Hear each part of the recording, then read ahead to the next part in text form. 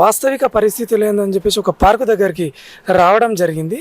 ఆ పార్కు ఎప్పటి నుంచి స్టార్ట్ అయింది, ఏ విధంగా దానికి పునాదులు వేయడం జరిగిందనే విషయాన్ని మరొకసారి తన మాటలో ద్వారా తెలుసుకుందాం. సార్ చెప్పండి, ఏంది ఈ పార్కు పరిస్థితి? అయితే మీకు ఇదివరకు చెప్పినట్టు ఈ కాలనీలో ఒక ఇంచ్ ప్లేస్ కూడా పార్కులకు బేసిక్ అమ్యూనిటీస్కి వదలలేదు. సో ఈ గుడి ఇది 32, 33 సర్వే నెంబర్స్ అండి, ఇది 34. సో అదేమో ఆలయంకు ఉన్నది ముందు నుంచే, ఇది శ్మశానం యాక్చువల్గా. అప్పట్లో ఇక్కడ అంటే ఎవరి పొలాల వాళ్ళు కూడా కలుసుకునేవారు కదా, ఇక్కడ రెడ్డిల శ్మశానం ఉండే.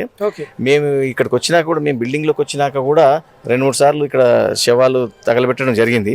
అప్పుడు గ్రామ పెద్దల దగ్గరికి పోయి మేము నిజంగా కూడా లిటరల్లీ వాళ్ళ కాళ్ళు మొక్కి, మేము ఇక్కడ బాగుండదండి, గుడి ఉంది, ఇప్పుడు జనావాసం ఏర్పడింది, ఇప్పటివరకంటే లేదు, సో ఇది పిల్లలకు పార్క్ చేసుకుంటే మీ అందరికి కూడా మంచిగా ఉంటుంది అని చెప్పి ప్రాధేయపడడం జరిగింది. ఆ తర్వాత దీన్ని సరే వాళ్ళు అనుమతి ఇచ్చినారు, డెవలప్ చేసినాక ఇక్కడ ఇప్పుడు ఏమవుతుంది, ఒక అమ్మాయిని మంచిగా తయారు చేసినాక అందరు దృష్టి పడతా అన్నట్టు ఈ పార్క్ మీద ఈ పక్కన వాళ్ళ దృష్టి పడ్డది. వాళ్ళు ఇది నాది అని మాతో పోరాటం చేసినారు. యాక్చువల్గా ఈ ప్లాట్ ఏదైతే ఉందో ఇది పార్క్ అని వదిలిండ్రు, 500 స్క్వేర్ యార్డ్స్.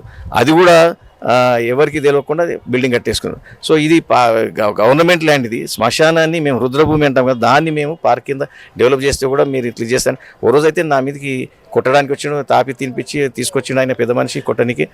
ఆ రోజు నిజంగా కూడా నా భార్య దుర్గామాత, కాళికామాత నాకు అర్థమైంది.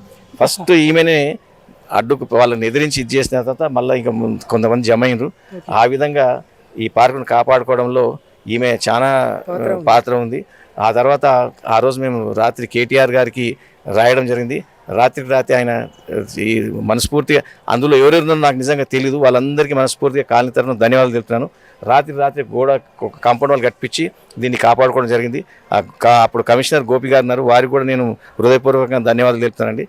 ఇప్పుడు ఇదిగో ఇట్లా పెద్ద మనుషులు పిల్లలు ఆడుకుంటున్నారు, ఇందులో ఓపెన్ జిమ్ ఇవన్నీ చెప్పినాము.